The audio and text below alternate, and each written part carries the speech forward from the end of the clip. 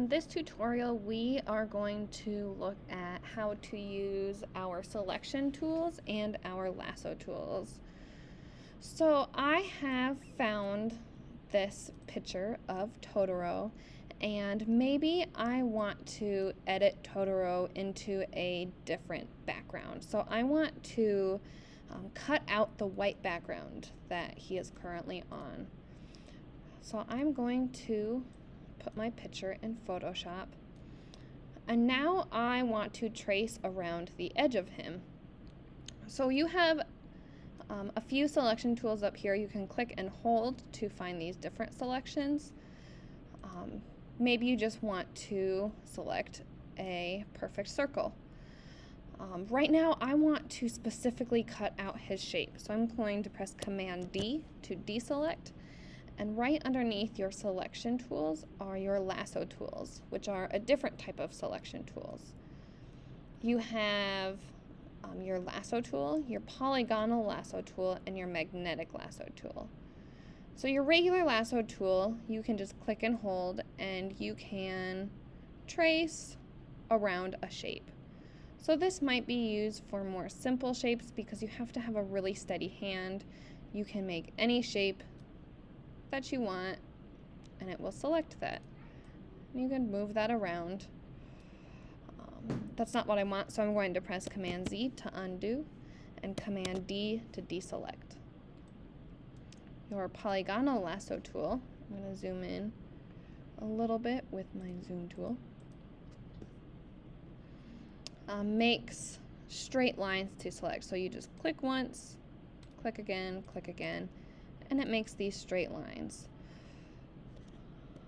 This one is my favorite. I feel like it gives me the most control, but you will find whichever you're most comfortable with. So I would just go through and start clicking to select all of Totoro.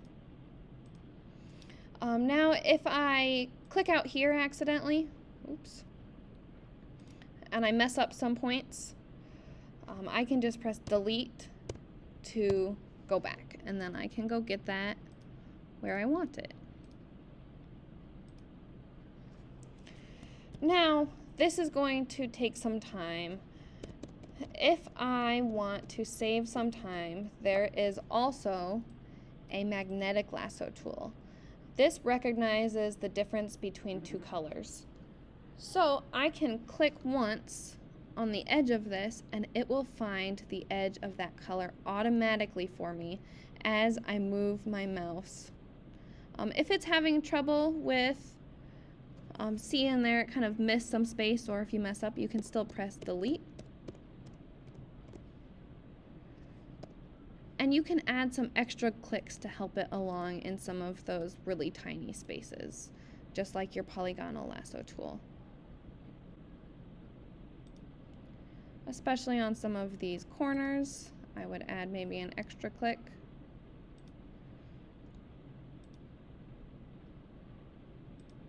And I will finish this up and meet you back at the closing of this shape to give you a few more tips.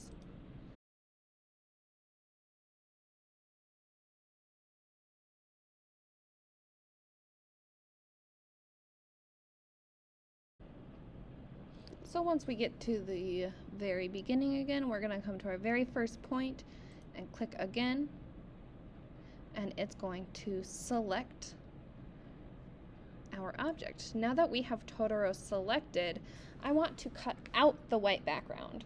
So if I press delete on this right now, it's going to cut out Totoro. So I'm going to press Command Z. I want to select everything except for Totoro. So I'm going to come up here to select, and I'm going to click inverse. So that's going to turn my selection inside out. Then when I press delete, it deletes everything but Totoro. A few more options you have. We see Totoro has this black outline. Maybe I don't want that black outline on there. Then we could come up here and press select, modify, and there are a few different options in here. Expand is going to make that selection larger, contract is going to make it smaller. So right now we have just Totoro selected. I'm going to modify, contract to make it smaller, so I bring that outline in a little bit. And you can choose how many pixels you want it expanded or contracted by. So maybe let's try 4. So now you can see it has taken out that black outline. It's also taken out his whiskers because those whiskers were not a full 4 pixels. But then if I go back to select, inverse, and delete, it takes out his black outline. I'm going to press Command Z to undo that. Maybe we want to include some white outline on him. Then we're going to select, modify, expand, and we can expand 4 pixels. Then we are including a little bit of white in there. Select, inverse, delete. Now I have a little bit of a white outline. And then Command D to deselect.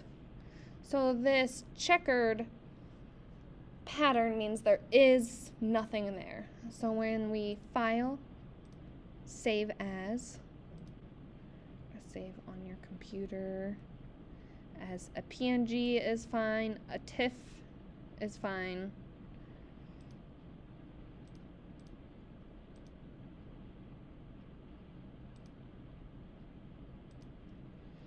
Then if I want to have Totoro maybe on the beach, maybe I want Totoro next to a pineapple on the beach.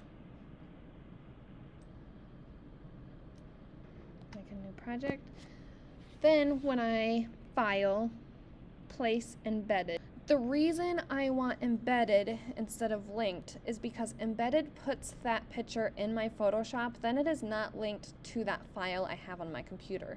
So I can delete that file off my computer and it won't affect my project. If I press linked and then put that file in the trash, it would leave this project. So I want to embed it in this project. And I'm going to go find, there's Totoro PNG, and there's my Totoro without a background. So he looks like he's sitting on the beach. And then I can change his size. If you want him to stretch or change shapes, you can hold shift. If you want to keep him the same dimensions, you can just mess with those anchor points. And you can move him where you want. Go back and look at your layers. Make sure your layers are all named, things that you know them. And maybe I even want to add a little shadow so it looks like he's actually sitting there. I'm going to add a new layer. And I'm going to come to my brush tool. I'll make that a dark color. It's a pretty good size, and its hardness is down so it won't have hard edges. This is still very dark, so I am going to come up to opacity, and I'm going to turn this down, and I'm going to make this a little bit bigger. So now he has a little shadow on him. He looks like he's sitting on the beach.